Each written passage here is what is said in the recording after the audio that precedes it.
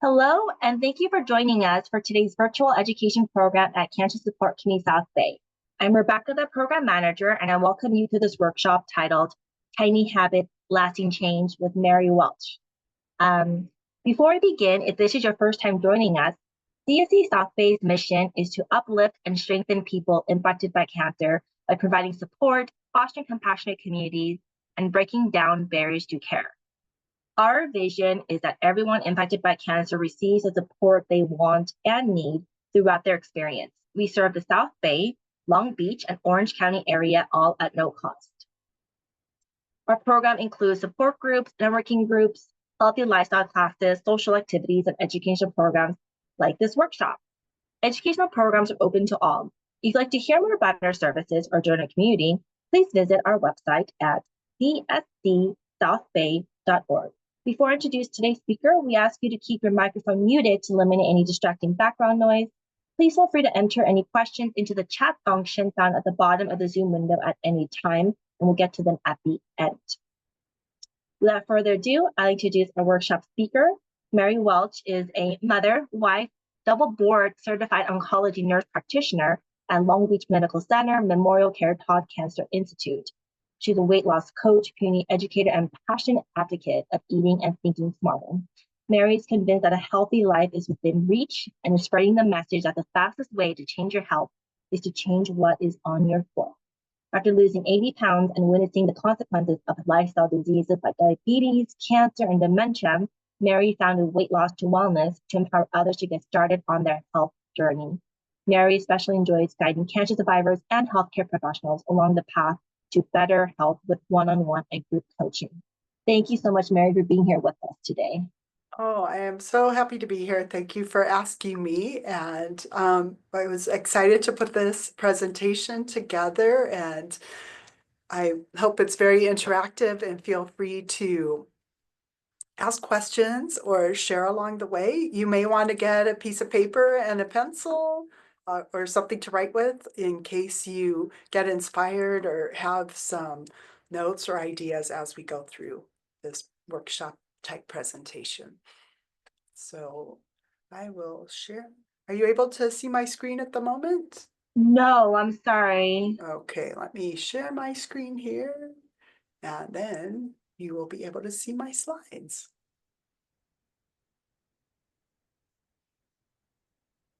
Just go here. Perfect. Tiny habits, lasting change. Great, perfect. All right, and I will move this over here, and we will just get started. And I'm sure you may have heard about tiny habits or atomic habits. There's been different books out over the last few years, and it's something that I'm quite interested in since I have been someone that's struggled with my weight over the years and always trying to look at ways to improve, and sometimes frustrated by my lack of action, even though I know what to do. So I don't know if any of you feel like you know exactly what to do, but you're not doing it, and you would love to know how to get started so that you can build on habits and get momentum and end up with success. So that is my goal, that we can get through this workshop and you can pick one action item that you're ready to move forward with to move your health in the direction that you would like to go. So I welcome you, and first of all, I want to acknowledge you for taking time for yourself to come to this workshop and learn. That is huge. There's plenty of other things you could do on a Thursday evening. So pat yourself on the back and celebrate that you are here. When we celebrate the things that we are doing that help our health shift in a positive way, we're reinforcing that behavior and getting a little dopamine hit. So give yourself a round of applause, pat yourself on the back, and celebrate that you were here, you showed up. And if you're even watching a replay later, you're making time to watch the replay. So good for you. I love this graphic here about small habits create big change. You can see today you have a little dot, but if you keep collecting these little dots over a year, you can create something beautiful like this heart over here. But we know that sometimes getting consistent with habits can be tricky, especially for some of the unique challenges faced by cancer survivors that may be dealing with ongoing treatment, fatigue, emotional stress, financial stress, and health uncertainty. But even with those situations, you can still work on habits that improve your health and improve your quality of life. And we're not talking about a huge overhaul of your life, but picking tiny, doable shifts that you can sustain and build on over time. So that's what we'll be working on. And it may feel too small to make a difference, but the consistency over time adds up and makes a big difference. So we'll talk a little bit about the science of habits and about how our motivation is sometimes high and sometimes low. We'll talk about how you get started to build healthy habits. We'll talk about the 5 essential habits that I think benefit everybody, and then how to habit stack them so they become more automatic in your life. And then we'll talk about repetition and building that consistency, and then end with questions and answers. So there'll be plenty of time. And if you have any tidbits to share or things that worked for you, that would be great. If you feel comfortable writing it in the chat or talking afterwards, we will absolutely do that. So small steps done consistently can create a meaningful transformation. And it may not feel like you're making a huge change, but over time, that builds up greatly. When you think about, let's say, a child learning how to walk, they stand up, they fall down, or they crawl first, and then their legs get stronger. Then they can stand for a minute, then they fall down. And the first time they fall, they don't give up. They keep trying, and they take 2 steps, 3 steps, 4 steps, and before you know it, they're walking. Or if you're a child learning how to ride a bike, you start out with the training wheels, your balance isn't great. Then the 1 training wheel comes off, then 2, and then before long, riding a bike becomes automatic. Or even learning a skill like driving. My son is 16 and just got his license. And I think about how easy and automatic driving is to me, but there's a lot of things that are involved with driving when you're first learning, like signaling, looking, traffic, checking lanes. And after a while, that becomes automatic. But at first, it is work, and we get to learn how to do that. And our brain loves to automate things and become a pattern. So if we can work with our brain, we can help build on things we already do to incorporate habits into our life. But as we consistently do things, just like a ripple of water expands, those little changes we make can make a big difference over our life. And there's BJ Fogg is the author of Tiny Habits. He's a professor at Stanford, and he's done a lot of research on behavior change and motivation. So the next couple of slides cover his work, and he talks about the waves of motivation. And I think this is quite interesting. If you look at the slide here, it shows on the left side here, your motivation can be low and your motivation can be high. So, and then this is the period of time. So you can think about, oh, let's say typical New Year's resolution, New Year's Day, your motivation might be high and you're feeling very motivated and want to change, and you may hire the trainer, hire the coach, go to the gym and start something new, go to the market and buy all the vegetables and things with the motivation of changing and doing something new and really hitting your goals this year. But then by the 3rd week of January, you've dropped down here and your motivation's low, you're tired, you don't feel well, those vegetables are sitting in the crisper, getting soggy, you haven't been out of the house for a walk in a week, you hit the gym too hard the first day and you're really sore and now you can't move, so your motivation's low. And there certainly is times when we just can't do hard things. So when we don't feel great, we want to be able to do some things that are easier. And that's where what we're going to learn about comes in. So we have some structured behavior, have tiny habits that we could do even on a low energy day, and taking baby steps, just like a little baby learning how to walk. We're going to do little tiny things that can build up over time. For example, I have a client and she just started out by saying, when I wake up in the morning, I'm going to lay on the floor. And then once she's on the floor, she's like, well, now that I'm on the floor, I probably can do some, pelvic lifts or hip lifts and strengthen my core a little bit. But the only promise she made to herself was that she was going to get up and lay down on the floor for a minute. So I thought that was really smart. And sometimes I roll over and do a push-up or two before I get up and do anything else with my day. So it can be something that simple. This also shows you, again, BJ Fogg's work, when your motivation is low and your motivation's high. When motivation's high, you feel like you can achieve anything. When motivation is low, it's hard to get started. And then along the bottom here, hard to do tasks to easier to do tasks. So when motivation's low, this curve sort of shows what you're able to do. So when your motivation's high, it's possible to do hard things. Like you might have the energy to organize the entire garage and clean everything out, and you're making progress and decluttering, and you feel very proud of yourself.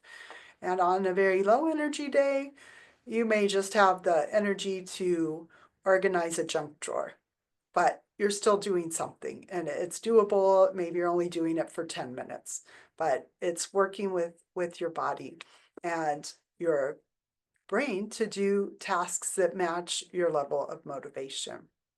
And that motivation can rise and fall. When you're high, doing big actions feels easy. When you're low, you might not be able to start and you might be frustrated, like, wow, I really want to clean the garage, but I just don't have the energy. Or I really want to go to the gym and do this kickboxing class or spin class, but I just don't have the energy.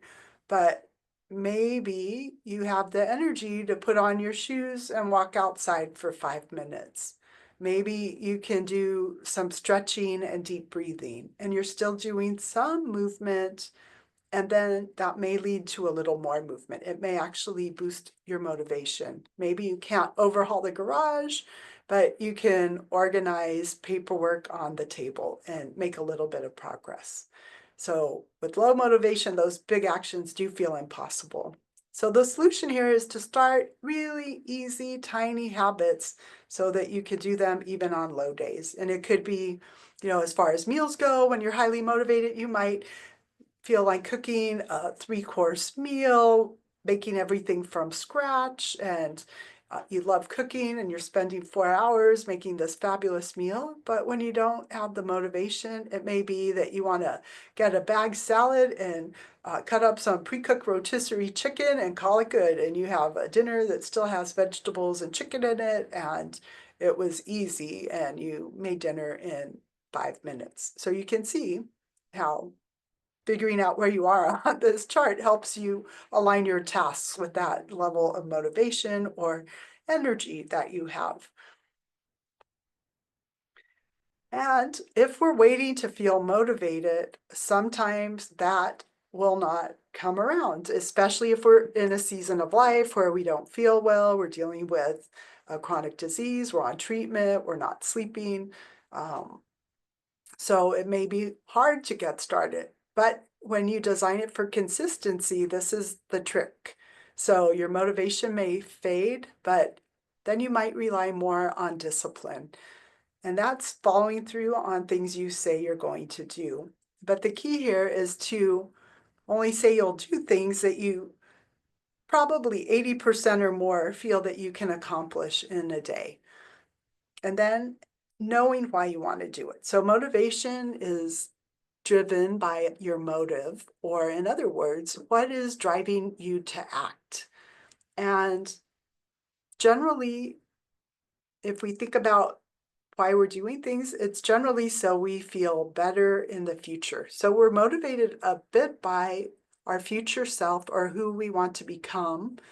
And who we become is generated by what we do today. Just like who we are now is the byproduct of our habits and behaviors from the past. So if they aren't exactly where you want to be, we get to not beat ourselves up and just notice that today's a new day, and moving from here forward is a fresh start, and we get to build little habits that will get us to where we want to be without any sort of criticism of ourselves. So just say, these are the things I tried. This is where I'm at now. This is where I'd like to be a month from now, a year from now, 5 years from now. This is the sort of person I envision that I will be. So let's jump forward 5 years. Yes, I want to be able to move and travel and hike and put my suitcase up in the overhead bin and have the energy to keep up with my teenage son and do that. So that's a motivation for me to keep healthy and active. So one way to add some of these things and make them more consistent is to use triggers to help us. So it could be you put things on a calendar and you make an appointment with yourself, just like you would for anything else. So I know I'm going to walk in the morning with my dogs before work, and it just happens, and I naturally do that for the most part without having to think about it. It's not motivation every day. If it's raining, if it's cold, dogs still want to walk, so I get to go for a walk too. It could be that you plan things with a friend, so you have a partner and accountability built in. It could be that you look at the cancer support community calendar and see when the yoga or qigong or other classes are and put those on your calendar and set an alarm even on your phone so you don't forget about them. And then you can show up for these programs and do the movement that you like. And then your identity starts shifting. So even if you are someone that doesn't move much now, that doesn't mean that you can't become a person that moves more in the future. Or maybe you're a person now that doesn't drink a whole lot of water. That doesn't mean that you can't become somebody who is a water drinker instead of a soda drinker. People shift all the time, just like people go from I was a smoker, now I'm a non-smoker. I was a person who ate dessert with every meal or, after each dinner. Now I'm a person that eats a piece of fruit instead. So you start working on your identity shifting as you incorporate new habits into your life. So then you start saying, I'm the type of person who drinks water, moves my body most days, eats vegetables most days. I'm becoming the type of person who prioritizes sleep. And then you start building your habits in your life around getting good sleep, getting to bed at a good time, getting off your device ahead of time. Or maybe you want to be someone that lifts weights and you might not know how, but you can become a person who's working on building muscle, building strength, finding a class, developing that identity of a person who's strong and fit. And if you keep at it, and you may not be able to lift much at all. Funny story here, my son is a teenage boy. He plays water polo. He's very strong, and we have this weight bench in the garage. So there's two big weights on the side. He's laying on the bench, and he's up and down, pushing it so easily. And he's like, okay, Mom, you try. I get on there, and he takes it off, and I put it down. He's okay, lift it up. I could not even do it. So then he took two of the big weights on, and then they were light, and he was throwing it around, and I felt very weak. So I have a motivation now to outlift him or at least keep up. But yeah, so I can become a person who lifts weights and perhaps can lift as much as my son. So something to work on. So how do we get started with healthy habits? I think all of the people here probably are here because you want to develop healthy habits, and who does it? I mean, who wants to build unhealthy habits? We all know that healthy habits help us live a longer life that is pain-free and allows us to move and feel well. So getting that why you're doing things helps you stay motivated. So what is your goal? I want to increase my energy level. And we know our energy is a byproduct of how we're moving and what we're eating. So if you feel very tired over the last couple of days, look back and say, have I moved my body at all? Have I gotten the blood flowing? Have I been taking deep breaths? Or have I just been sitting? And believe me, there's days I'm sitting at work a lot and I'm like, gosh, I feel like a slug. I need to get up. I need to bounce. I need to do some stretching. I'm stiff. Or I need to just get outside and take a loop of the building. And after doing that, I have more energy. Or maybe you look back and you're like, gosh, I feel really tired. And you realize you had some heavy meals, late nights, maybe you had a couple of drinks and your energy has tanked. So what we do behavior-wise impacts our energy quite a bit. So that's a really good news. So if we want to have a little more energy, it's a bit counterintuitive, but studies even on people that are getting cancer treatment found that exercise and physical activity boost energy levels while people were on chemotherapy and even help them have better outcomes than people that were inactive. So there's evidence there that shows just getting moving can help you out if you're on treatment. Starting small is the other key. And I've been guilty of going all in. I remember being a new nurse and joining a gym and going for a workout and doing all the weights and being really proud, and it felt good. And then I think a day later, I was supposed to work. I got out of bed and I couldn't even move my arms or get my arms up to hang an IV bag or anything. So I ended up having to call it sick because I couldn't even walk. So the idea is not to work out to the point where you're so sore you can't move. You want to start small and make little changes that are doable. And it may be, if you're not an exerciser or if it's been a while, you're just starting with some movement around the house or a 5-minute walk. And that's not where you'll stay. Where you start isn't where you stay, but we all have to start somewhere. And you meet yourself where you are. I heard of a lady that really was intimidated by the gym, and she just told herself, I'm going to go put on my shoes, go to the gym, get on the treadmill, and all I have to do is stand on it. And then she thought, well, now that I'm here, I'm going to move. And it went from 5 or 10 minutes, but over time, she just kept going to the gym every day. And in time, she looked around and said, okay, it's not as scary. And now I'm on the treadmill 30 minutes. And oh, what are those people doing over there on this machine and that machine? She became a bodybuilder competitor. And, for someone that never stepped foot in a gym, that's pretty incredible. So we can change and we can get over some of our fears by just getting into action and doing the thing. And consistency is key. So small things done over time add up. Reminder apps can help, or some people like tracking on a chart, which I have at the end. You can, I can get you a copy of this simple tracker I created, but apps are great. If you have a step counter, Apple Watches or a Fitbit can track your steps, and that's something you can monitor and see if you're hitting your goal. And urge jars are good too. So I don't know if you've heard of this before, but let's say you're trying not to eat candy at work, and every time you pass the candy jar and don't take a candy, instead of a candy, you get a little pebble or a marble and you can put it in the jar. And then when the jar is full, maybe you get yourself a little special reward. It might be a new pair of running shoes or a massage or something like that, but could work at home or anytime. If you have the urge not to go for a walk and you go for a walk, you get yourself a marble and you see this visual reward as you build up your habits and you move it from one container to another, and that could be motivating for some. But our habits are small enough that we can do them even on those low motivation days we talked about. You want to make the rung easy to reach.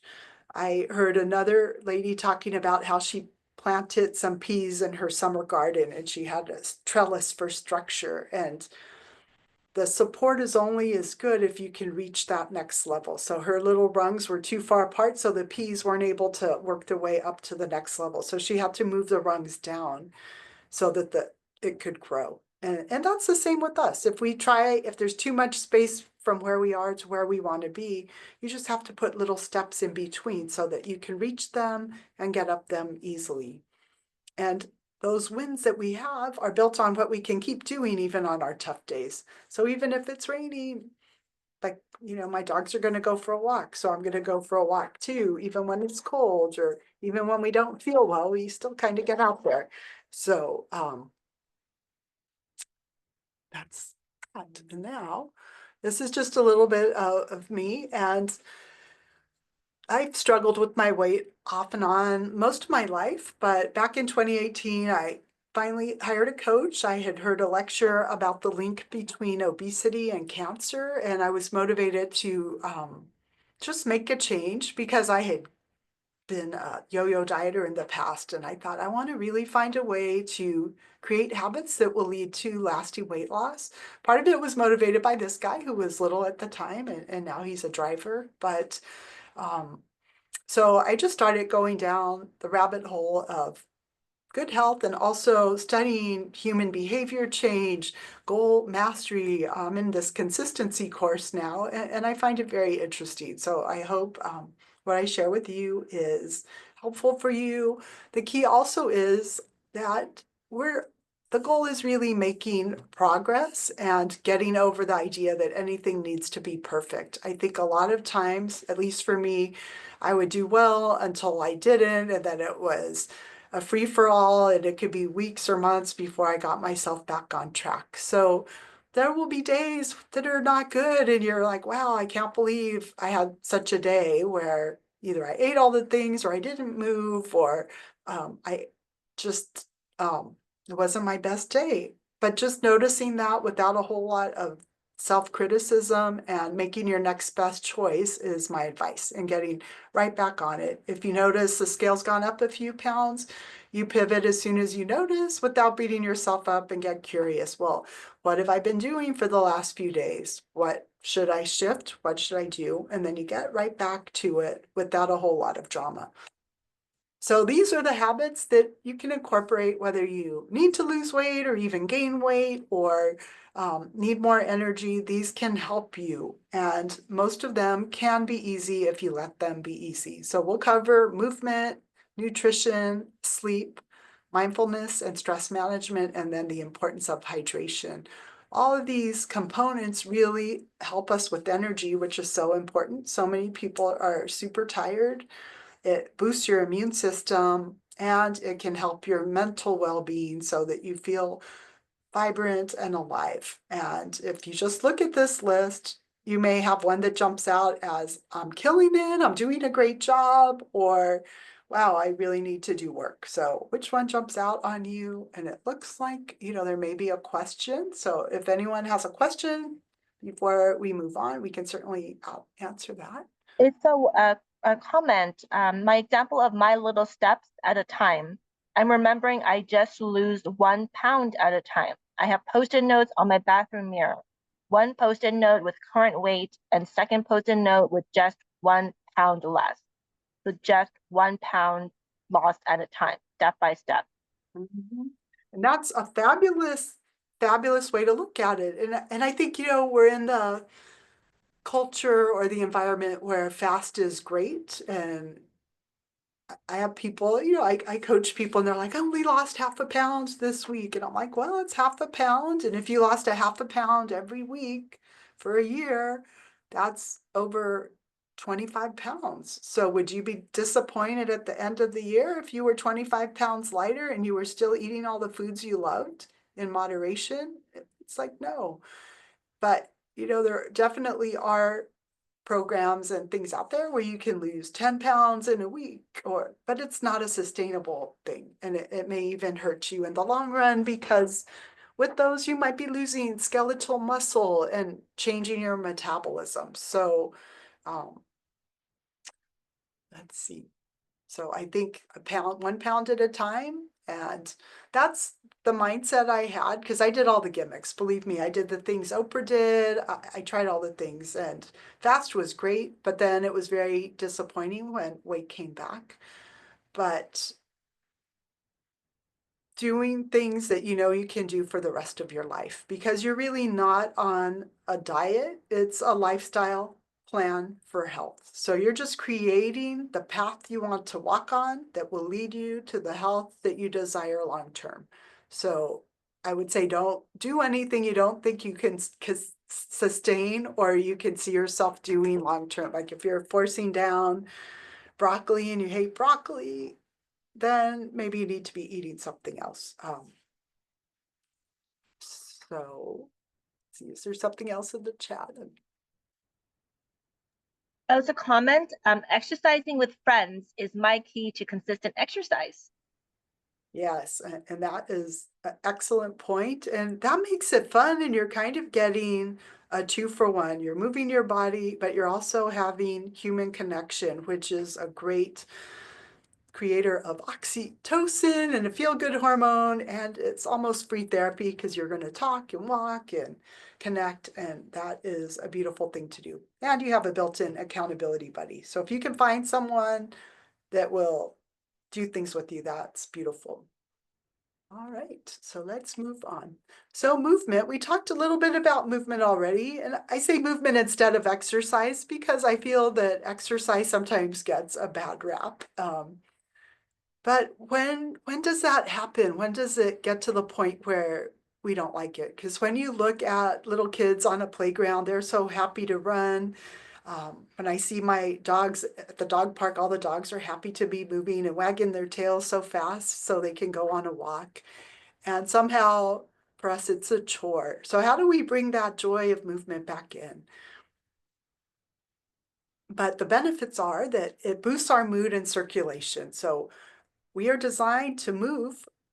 Our legs don't have any sort of pump. So if you notice your legs are a bit swollen, walking is an amazing thing to help get the blood circulating back up to your heart. As your muscles contract, that helps get all your circulation flowing.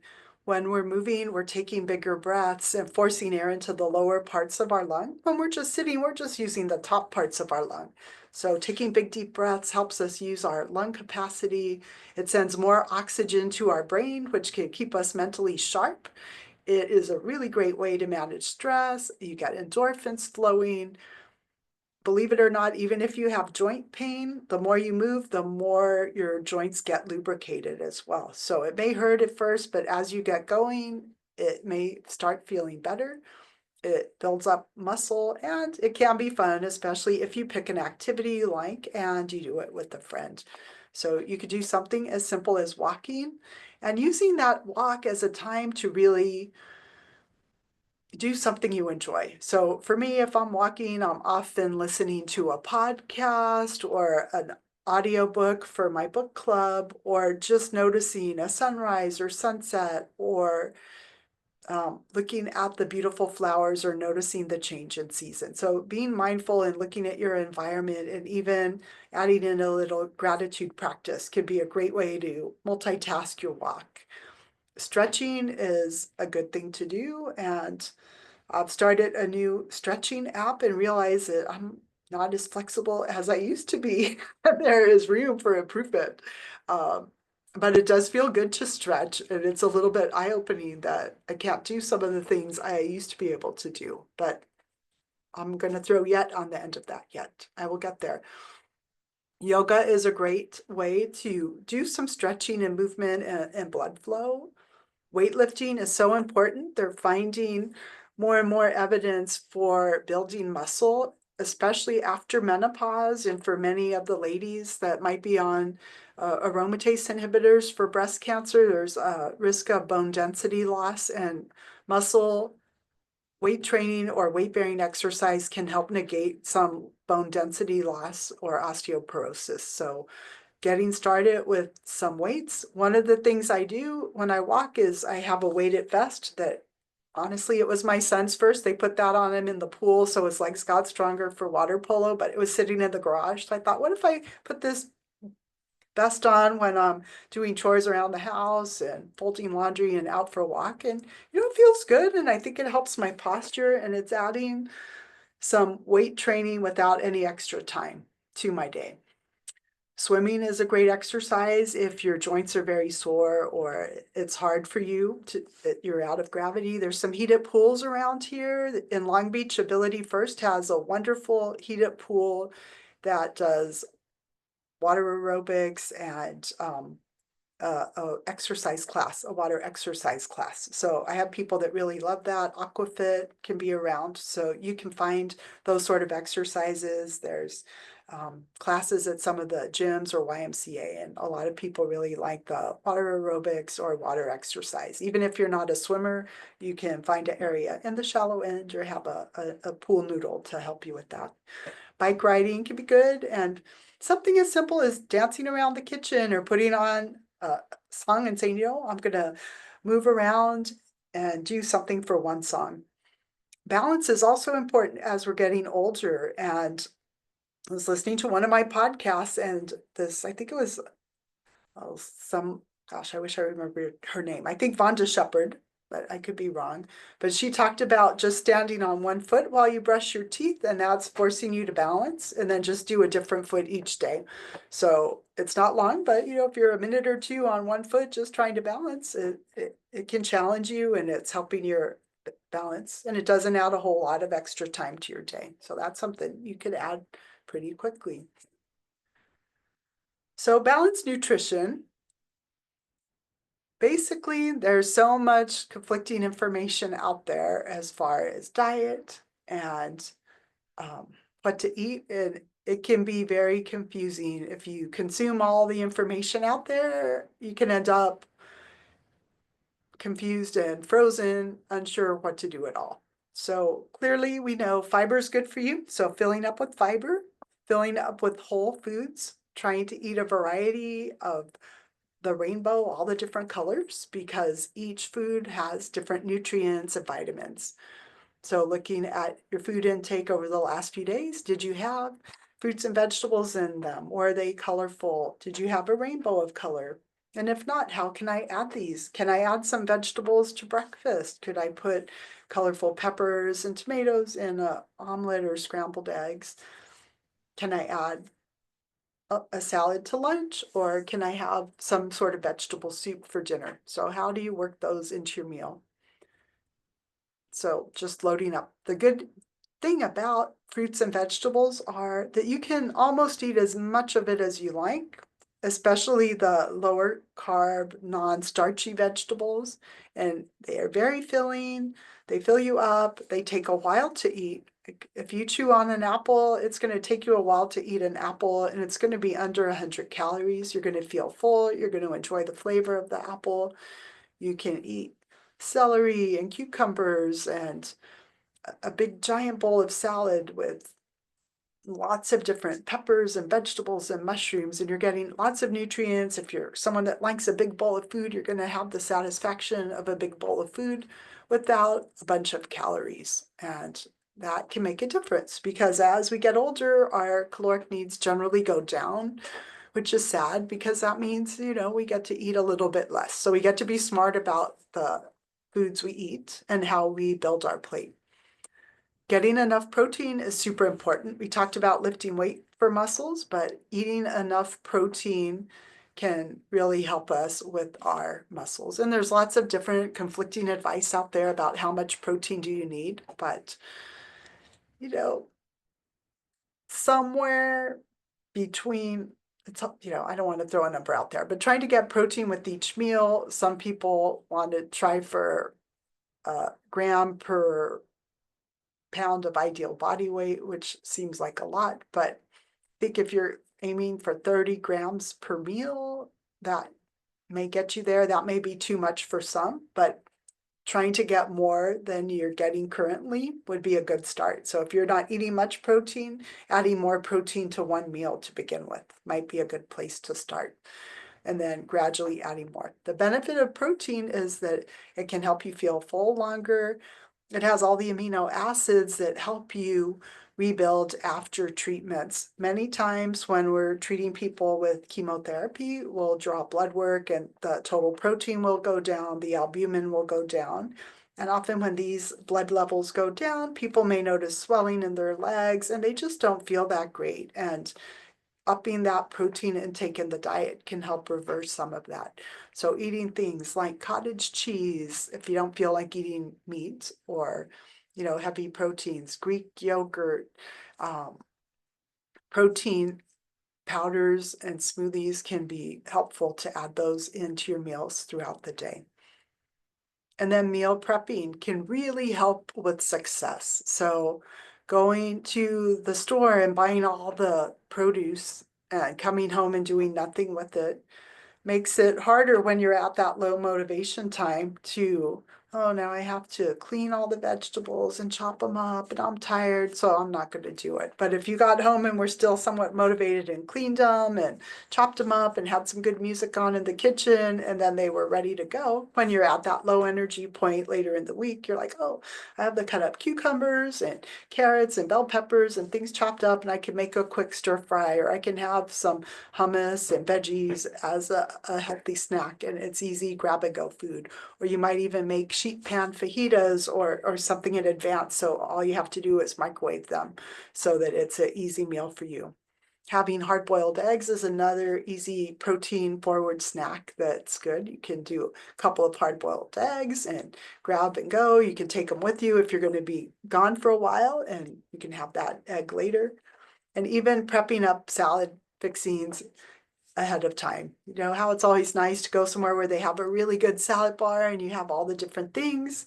Well, you can do that for yourself too. A little bit of olive, a little bit of egg, a little pepperoncini, the salad, all the different things, and you can build your salad daily. So that's one of the tips there on nutrition. Any questions or comments about nutrition? None so far. Okay, then we'll move on to the next habit. And again, you're not aiming for perfection. You're just looking to be, how do I level up from where I am at the moment? And it may just be 1% better. Mary, we do have a Yes, question. How yes. many times a day do you recommend eating? You know, that really varies from person to person.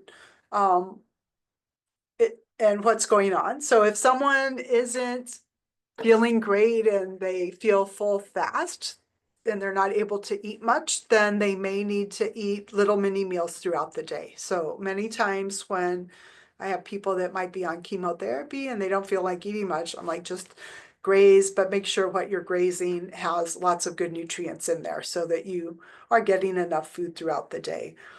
Other people are very busy and may not eat 3 meals a day, but I would say 2 to 3 meals for sure. And, you know, some people will do a 1 meal a day with intermittent fasting. That can be okay, but sometimes that 1 meal is hard to get all the nutrients you need to maintain your health. So I would say probably 2 meals.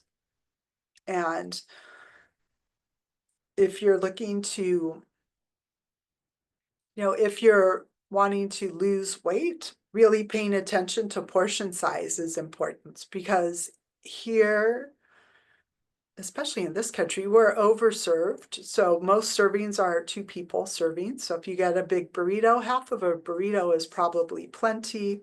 Then you have the other half for another day. Or if we'll stay at a Mexican restaurant, you've already had a basket or two of chips and salsa before your meal comes out, you're already kind of full. So slowing the sort of mindless eating of the chips so that you have room to eat the main entree. One good strategy is splitting entrees with someone if you're out, and maybe getting a side salad and incorporating things that way. But yeah, there's no right answer as far as meals. I've tried them all. There was a diet with all the little mini containers, and you had to eat every 2 to 3 hours to fuel your metabolism. Well, that was exhausting because I just was busy seeing patients. I didn't have time to eat every 2 to 3 hours. And our bodies are not designed to need food every 2 to 3 hours, because when we were hunter-gatherer folks, we may not have had food for a day until someone caught something or we found something. So we can definitely live off body fat and survive without food for a few days. The key here is to make sure you're drinking plenty of fluid and staying hydrated. So what's a great quote I heard, it said, eat food, not much, mostly plants. So being more plant forward, not overeating, because when we overeat, our body has to process all that. So that's using energy. When we eat too much before bed, that can make it hard for us to sleep. So that nighttime snacking, cut that out because it really interferes with sleep. It can cause reflux and heartburn when you lay down in bed. You probably wouldn't need to snack if you were eating better meals throughout the day. So that will sometimes happen if you find you're hungry at night and you skip breakfast. I would say try to get in the habit of perhaps eating breakfast and getting some protein in the beginning of the day so that you have more quality fuel throughout the day, and then you don't need to grab the chips at bedtime or snack on something that isn't really serving you after dinner. Okay. Are there any other questions about nutrition? No, thank you. Okay, very good. All right, so moving on to sleep. Sleep is huge, and if you're not sleeping well, you can be grumpy. You may have low energy and low motivation to move or even eat well, because when you're tired, people often compensate for tiredness by eating carby, high sugary foods for a burst of energy. You know, Snickers satisfies, and they even tell you on the label that it does, right? And then you can talk yourself out of moving or walking because, wow, I just didn't sleep well. So ideally, 7 to 9 hours of sleep would be great. Honestly, I probably rarely ever get that, but getting in the habit of getting ready for bed. Some of the things that steal our sleep are things like scrolling on the phone, being exposed to that blue light, staying up longer than you need to because you're watching something on YouTube or Instagram or TikTok or binge watching something on Netflix. So noticing if you're staying up and not sleeping because you're doing that thing and working on improving there can help you a lot.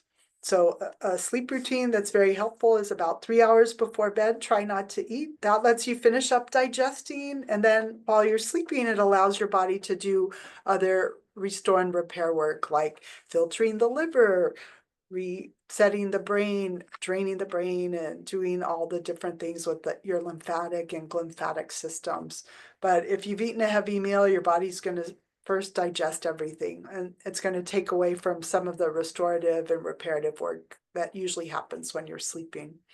Then 2 hours before bed, try to wind down and not do work and start relaxing, maybe reading a book or journaling or doing something like stretching or yoga, some breathing, maybe a nice bath or something like that. And then an hour before bed, try to get off the screen. So that may be when you're going to journal or read a book and start winding down.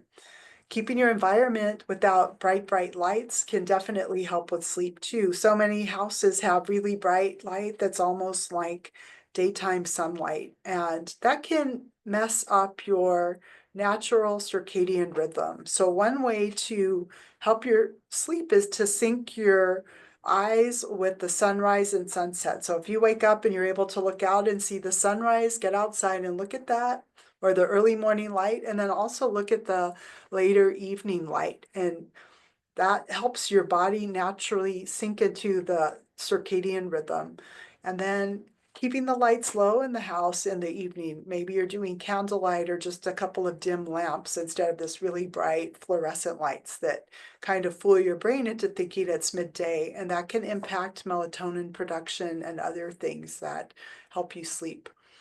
Then trying to get a quiet, cool environment that can help you sleep better. Many people in sort of the menopausal phase of life are dealing with hot flashes, and that can definitely impact sleep. So being in a cooler environment with cotton sheets and sleepwear that's breathable and cotton can help you sleep a bit better if you're having hot flashes. Paying attention to your sleeping space and try to make it clutter-free and not somewhere that's stressful. Like, sometimes when you go to a hotel, it feels like an oasis because there's nothing there. There's no piles of laundry you need to fold, no anything to distract you. It's just a bed and It's comfortable. You want to sleep away from the router or the Wi-Fi if possible, or turn it off so you're not as exposed to some of the electromagnetic fields around. And then consider an air filter in your room, because you do spend a lot of time in there. So if there's a lot of dust and other things, that can impact you. So you might like a good HEPA air filter in your bedroom. And then if someone has told you you snore, you want to get that worked up. You might want to consider a sleep study to rule out sleep apnea, because sleep apnea can impact things. It can cause weight gain, it can cause brain fog, and there's solutions, there's devices you can wear, there's procedures you can even do these days that help correct sleep apnea and can make a big difference for people's lives. Okay, mindfulness and stress management. I love this little picture. I Mary, saw this. Yes. sorry, back to the sleep slide. We just had a question. Oh, sure. My husband wants to sleep with the TV on. Do you have any tips? Quote, parentheses, other than getting rid of the husband smiley face. Yeah, so he has it on all night. Yeah, I know some people love that and they love the noise. It's really not very good for you, because it's like the blue light, the sound. Um, if it's bothering you, I would see if he would be willing to watch the TV in another room and then come to bed later. Or maybe you sleep in another room and say, my sleep's important and I really don't like sleeping with the TV on, but it's tricky. But yeah, especially depending on what you're watching too. Some of the stuff before bed, if someone's watching the news, that can get people upset and impact sleep. If you're watching really kind of violent or scary movies, that can impact your sleep and make it unsettled or just create anxiety. So what you do right before bed, or even having that TV on and hearing things, can kind of get into your brain. So I would definitely not want that in my room. But I get it. Sometimes you have to compromise. So good luck with that. Yeah, and this little picture I love. Mindful or mindful. So is you're mindful of all the things of day-to-day life, like what do I have to do here, there, everywhere with your 101 to-do list, or are you just at peace? And we can shift this very quickly if we're aware of it. So mindfulness can be a great tool that you can use just about any time. And it just helps you really be aware of what you're sensing and feeling in the moment without judgment. So a lot of times we're in this fight or flight stress. There's traffic, you're stuck on the 405, you're, in line at Costco, your flight was canceled, you barely made it to the gate. And how are you kind of calming yourself and getting more into this rest and digest? So we're getting out of the sympathetic nervous system, more into the parasympathetic nervous system. And some of the ways we do that are by slowing down. So with eating, you can slow down and really be aware of the food you're eating and how full you are. So for the fast eaters, like I was, that can eat quickly, if you're a fast eater, you can end up overeating, because it can take about 20 minutes for your stomach to send a signal to the brain that it has had enough food. So if you're in a hurry, and a lot of nurses are, you're lucky to sit down and get a break. So you just eat when you can and you kind of shove it in your mouth. Or teachers I know too run into the break room and they're trying to eat and make copies and get ready for their next class and rush right out. But taking that minute to really appreciate your food, maybe even be grateful for it, chew it, try to get 20 or 30 chews per mouth of food and swallow it.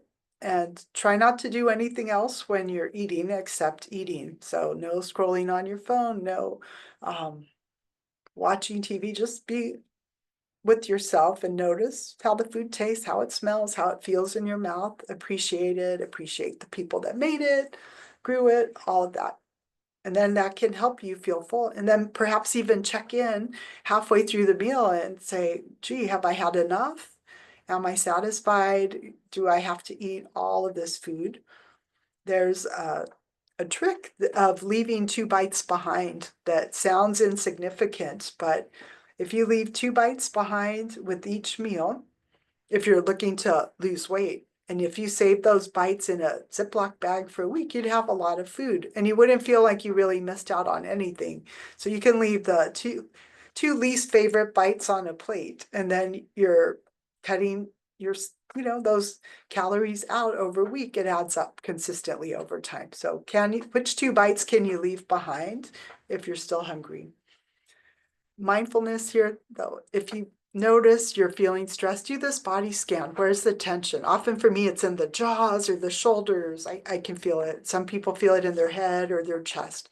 Then just send a little energy there to it. Take a deep breath, relax, drop your shoulders, and kind of let yourself calm down. A gratitude list is another way to become mindful, and it could be 5 things I'm grateful for. And again, these are things you can do on a walk or as you're going to sleep at night. What are 5 good things that happened today? Who am I grateful for? What am I grateful for? And it just helps shift your energy.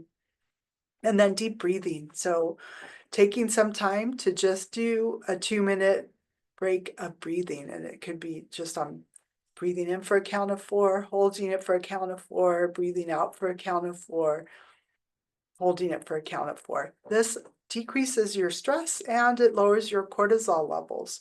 So you can do this just about anywhere. If you're feeling stressed when you're driving you're at a red light, you can use the time at the red light to just breathe, or find 5 things of beauty that you can see while you're stopped at the light. Maybe there's a pretty tree or a flower or a cute dog, and notice those things. That gets you back into your environment.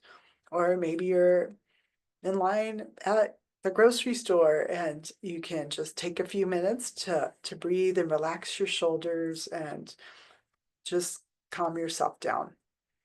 And with this mindfulness and managing stress, it can really help lower things like fear and worry and uncertainty. We can just sort of tap into the present and realize that I'm okay now, and try to focus on today and not worry about the future and all the what ifs, what ifs, what ifs. Taking it back to the present, and I'm okay right now, I'm okay. And that can sometimes help too. And then the 5th habit is probably should have been the first one, is hydration, because I said we could live a while without food, but you can't live long without water. So we can get dehydrated very quickly, and especially as we age, our thirst mechanism doesn't trigger as much. So you may not even feel thirsty, and it can go people can go a while without drinking water. So it really is a miracle fluid. We do need it for pretty much every function in our body. If you find you're turning to food a lot and you're looking to lose a little weight, when you first think you want to eat, if you train yourself to drink 8 to 16 ounces of water and then wait 10 or 15 minutes, you may find that you weren't really hungry, but you were thirsty. And now you've just had water, and you can wait till you feel hungry again before you eat. Drinking water before you eat can cut down on your intake of food, so you may eat a little less. And when you are well hydrated, it can cut down on cravings too, because when we're dehydrated, our brain's just trying to get something, and we may get it wrong and go for food instead of water. You can get a lovely water bottle that you like carrying, so you have water with you. And then even have a goal for the day. My husband for a while had this big gallon jug, and it had lines like by 7 a.m., 9 a.m., 11, where you should be with the water. And that was kind of fun. And it's like, oh, I drank all my water for the day. But drinking plenty of water can help eliminate toxins. We're all exposed to toxins throughout life and being on this planet. If you're on treatment and getting chemotherapy, some of the drugs are filtered out of your body by the kidneys and liver, and drinking plenty of fluid can help your body get rid of the byproducts of these treatments. And it also can help if you're tending towards constipation. Drinking plenty of water can help with regularity, or if you're having diarrhea, you can lose too much water through diarrhea. So rehydrating with fluid can definitely help with that as well. So those are 5 simple habits. So we talked about all these habits, but how do we bring them into action? And the thing is, we need a plan. So we want to lock in a plan. And the way to do that is to try to get these things with something you're already doing. So, okay, you're already brushing your teeth. Well, can you stand on one foot and brush your teeth and work on balance? Maybe. Can I I'm making coffee every day. It's like, well, can I do some air squats while I'm waiting for the coffee? Yeah, I can do that. Or maybe I'm going to drink water before I drink my coffee while the coffee's brewing, and I'm adding more coffee to my day. So that's one way to do some of that. Or I want to be someone that eats more produce and I want to go to the farmer's market. How can I fit that in? It's like, well, on Sunday I go to church and there happens to be a farmer's market that starts right after church. So I could start having a routine of going to the farmer's market after church and then getting home with all my stuff and making, meal prepping and so forth. Or maybe I want to get into the habit of moving after dinner. So after dinner, I can go for a 5-minute walk and then wash dishes later or something like that. So just to build that into the day can be one way to get started. And then it's an easy way for your brain to remember. And that's what this picture here shows. We have cues, routine, and reward. And our brain loves to automate stuff. And I'm sure if you think about your day, a lot of things are just automated. Laundry, some of the things you do are just a routine. You don't think about it too much. So we have a cue and triggers that start this loop. So the cue to do laundry may be, oh, the laundry hamper's full, or it's trash day and this is the day you take the trash out. So you go through all the house and empty all the waste baskets. So you have your cue, the trigger that starts the loop, the routine, and then the reward is the positive reinforcement that keeps the habit going. So this is where it's important to really celebrate that you've done well.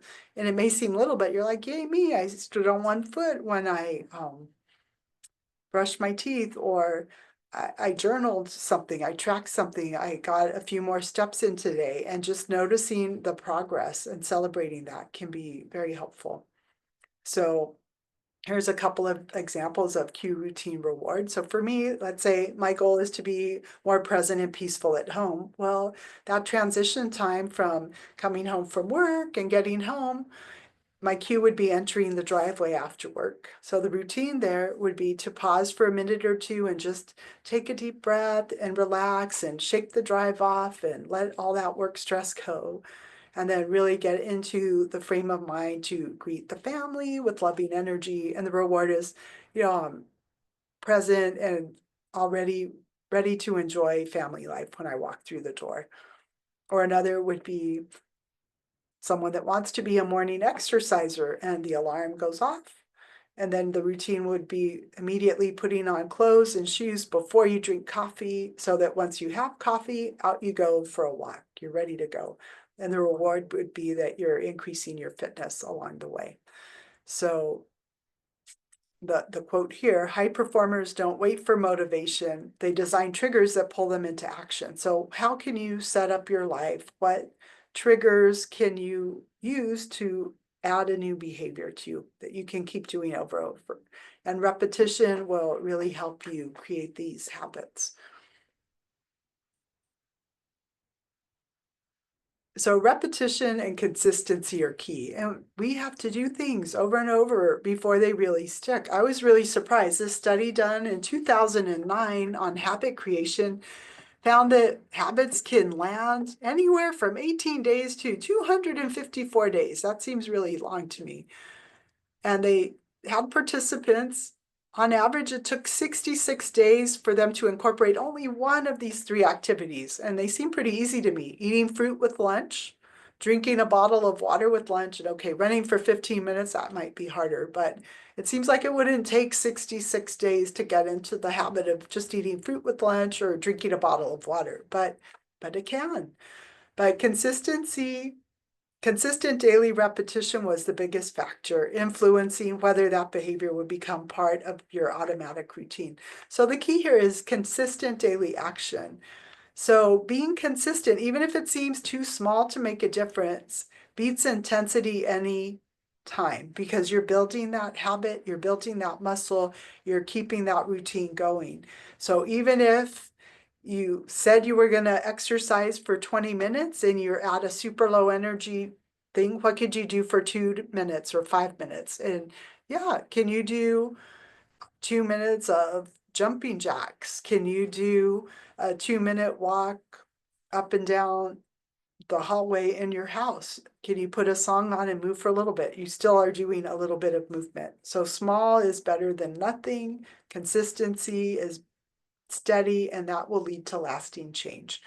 And I love this. Like sometimes you might feel you're not getting anywhere and you're going in circles, but if you shift your perspective, you can see that you're actually moving up as you're doing these things. So stick with it, pick something that you think you want to get better at or improve a little bit, and then just stay with it. And really, what we're working on is changing our identity. Our habits shape who we are becoming, just like however we are now reflects what we've done in the past up until now. Who we are in the future will reflect what we do from now moving forward. So, you want to be a person that drinks water? You become a person that now identifies as prioritizing your health. So consistency can definitely help you with this. You're just doing things over time instead of, the example I gave earlier of going all in at the gym to the point where I couldn't move and now I'm burnt out or in pain and I do nothing. So keep it easy, keep it simple. When it's easy to do and fun to do, your resistance to do it is way lower. If it's complicated and difficult, it's much easier to not do it. So start easy, make it fun, do it with a friend, and they can build up to habits that really can change your life. So do something, even if it's only for 2 minutes. And that's when I feel like my motivation's low. It's like, can I just? So just put that down. Can I just clear the table for 2 minutes? And then I start putting stuff away. And then it's like, well, now there's only this and this. And before you know it, the whole room's tidied up, but it's just getting started. Can I just do this for a minute? And you might even set a timer. Oh, a minute's up. And okay, that wasn't so bad. So can I just? Or what can I do in 15 minutes? If you feel like, gosh, I don't have much time, or it's almost bedtime, and it's like, well, what can I do in 15 minutes? You'd be surprised. In 15 minutes, you can put away a lot of clothes, you can organize the mail, you can do quite a lot in 15 minutes if you put your mind to it without distraction.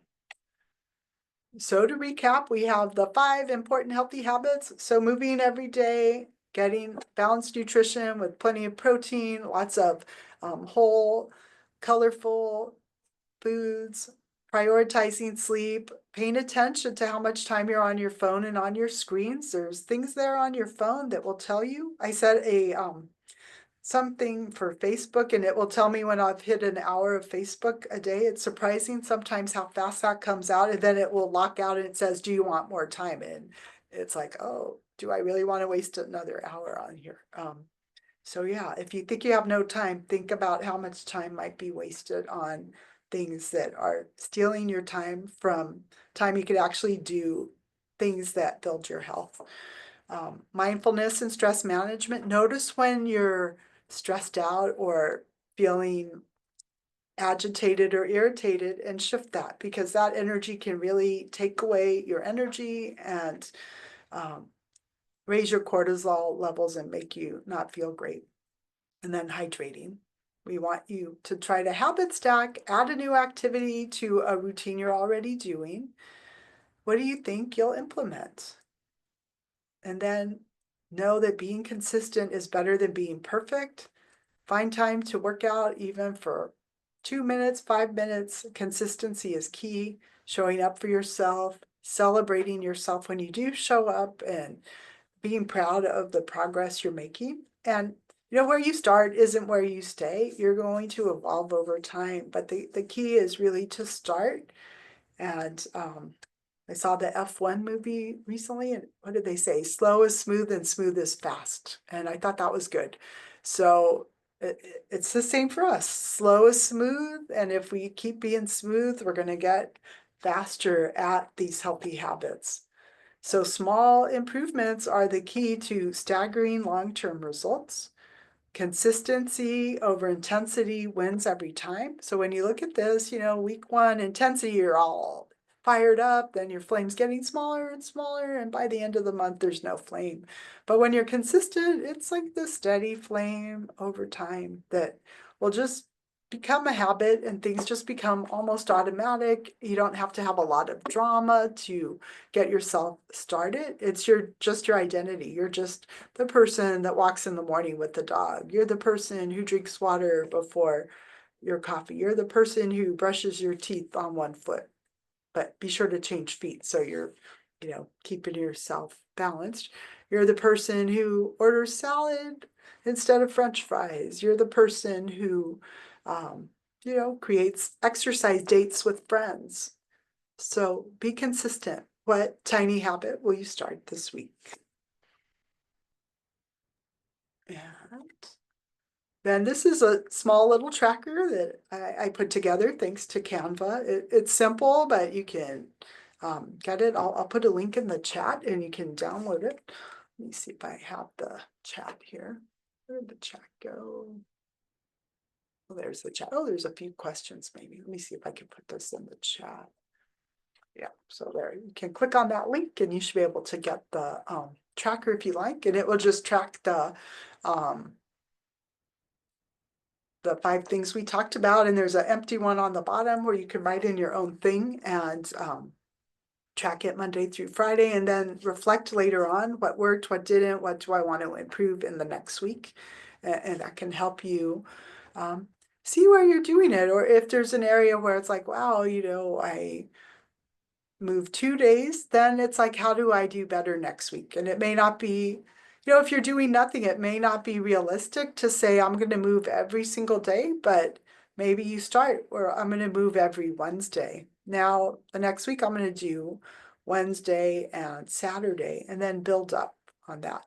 It's that consistent. You go from doing nothing to once a week to maybe twice a week, and eventually you'll get to movement every day. So meet yourself where you are. Don't be judgmental, but just start at your baseline and know that there can be improvement if you stick with it. Let's see, I'm looking at, emotional eating. I'm just looking at the questions now. Yeah, emotional eating is a whole other topic, and it's a big driver of, I'd say I was an emotional eater. So if you're eating when you're not hungry, you're likely emotionally eating. So you need to figure out why. Are you tired, lonely, mad, hungry, bored? And then find other ways to manage your emotions. Because if you're tired and you eat because you're tired, food is not going to make you more energetic. It might make you more tired. So if you're feeling tired, maybe you need to take a nap. If you're feeling bored and you're eating out of boredom, maybe you need to do something to not be bored. Maybe you need to call a friend or go for a walk.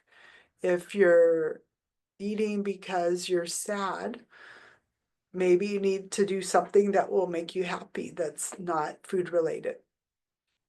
So it can take some work. There's definitely whole books about it, whole lectures, but I think the first thing would be to noticing it. And the one question I always ask, and I think there's a whole book called Am I Hungry? And I think that's a good question to ask. Am I hungry? And if hunger is the problem, food's the solution. But if you're not hungry and you're eating and you don't want to eat, let's say you have more pounds than you like, then often that eating will lead to more discomfort because you'll be unhappy with yourself, because afterwards you'll be like, wow, I didn't want to eat that. And now, I got on the scale and it's up a couple pounds. So just know that eating in the moment may feel good or it may numb you out. Believe me, when my mom was going through dementia, I would finish seeing her at the memory care and go through the drive-through and get a chili cheese dog, and they had soft serve ice cream too. And I would eat that on the way home and then have dinner. And I gained a lot of weight at that point, but I didn't realize at the time I was grieving her because she was not the mom that I had. And I didn't realize I was emotionally eating till after. And the chili cheese dog did taste good, but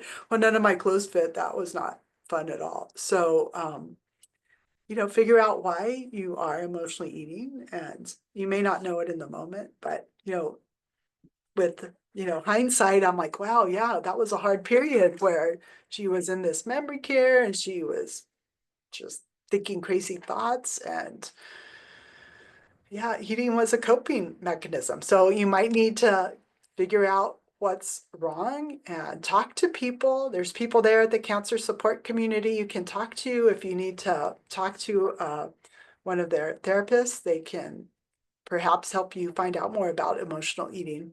How much water is recommended to drink in a day? That can vary, but generally 64 ounces to a little bit more would be good. But I usually say 8 ounce glasses minimum.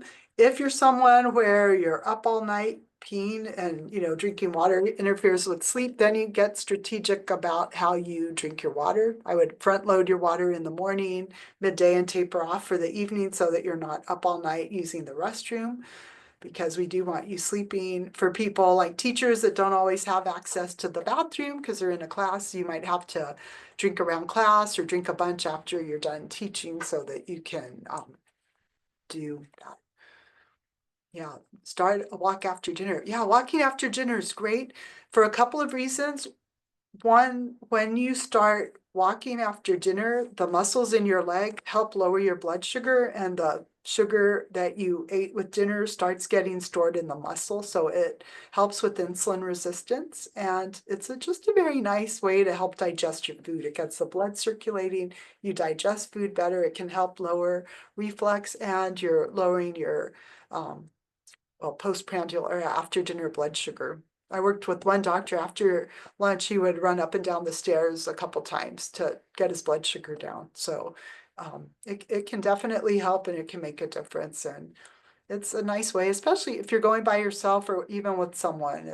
Then you're around the neighborhood noticing all the nice things, and it can be a fun routine.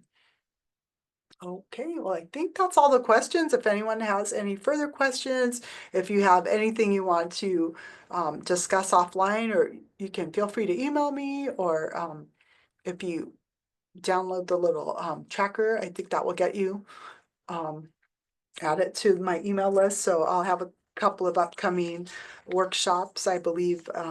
I don't quite have dates yet, but you might get invited to that too. So feel free to come. Thank you so much, Mary, for just informative but realistic. I feel like I could do any of these, you know. And so yes, I love the idea of everybody thinking, don't leave without having that idea. And thank you so much, Donna, for sharing, so that when you do leave, it's not going to be a workshop that you watched and forget about, but something that you're going to do.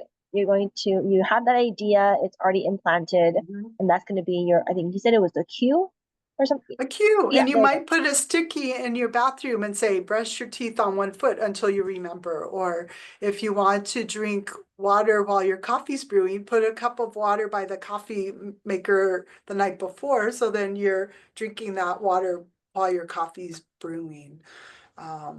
So it just becomes easy. And then you don't have to Beautiful. think. You're like, why is that water there? It's like, oh, right, I'm supposed to drink it. So, Exactly. yeah. All right. If there are any All right. questions, feel free to put them in the chat, or you can feel free to unmute yourself. But I wanted to thank you again, Mary, for this presentation. Um, yeah, and all the suggestions. And yeah, I think it's better when we understand. We know that we're supposed to do this, but it's better when we understand why. Yes, and I had a lot of fun putting it together. So thank you for having me. It was fun to think about it, and we can learn a lot. And I think I'm one of these people that loves to learn and listen to all the podcasts. But the key really is to start implementing and taking action with what you learn, because learning without action is just makes you feel worse, because now you know more and you're doing nothing with it. So getting into action can definitely help you change your life, or improve your life, and make it just a little better. And again, not an overall, but just if you were 1% better every week or every month, you would be on this continual improvement trend, which is pretty great. Wonderful. Yes, there's some comments. Thank you. This gives me realistic motivation. And your presentation was very helpful. I don't feel so stuck now. Beautiful. Great, yay, perfect. Thank Well, you thank you again. all, everybody. Thanks so much. All right, bye.